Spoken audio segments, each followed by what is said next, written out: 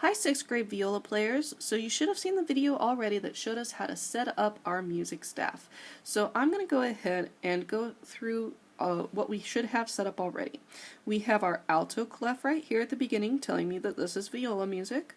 I have my time signature telling me I'm in 4/4 time. I went ahead and put the definition of a quarter note here because we're going to use those as we go through. Here is my bar lines and the measures that they separate, and my double bar line that tells me that it's the end of the song.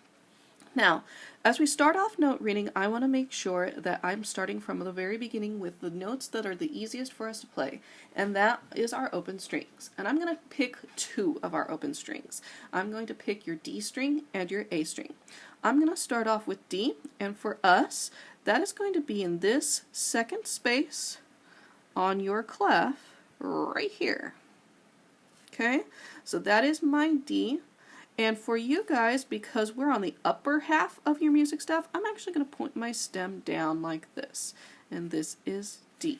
Okay, if I do the same thing, it looks like this. It is also D. Anytime the note head is in that space, that is the name it gets.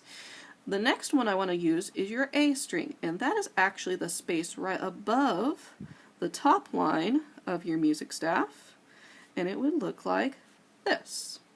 And that is your A, and I'll go ahead and draw another one. So these are the first two notes that you need to make sure that you know really well. Once you can go back and forth between them and you can recognize them, then we can move on to the other ones. Keep in mind, D is lower than A. So if you're playing your low note and you think it's the high one, then you need to make sure that you're checking that out. So I'm going to go ahead and fill in the notes between D and A. I'm going to go ahead and draw my D again. It looks like that.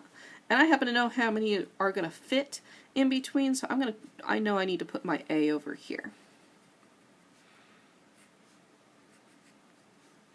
So here are my D and A, and I have lots of things going up in between for my staff.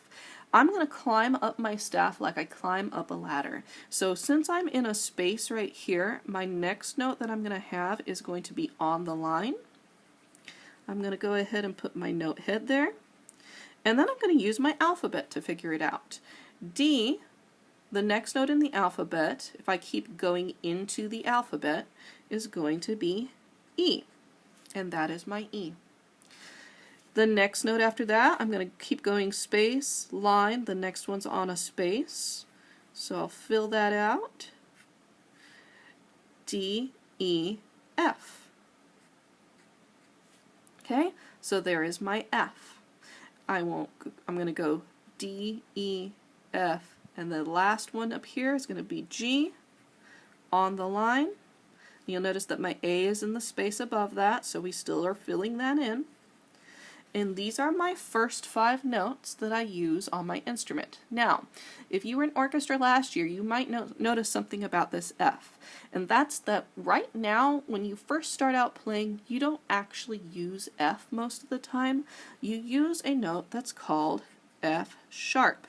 And this is what we use as a sharp symbol.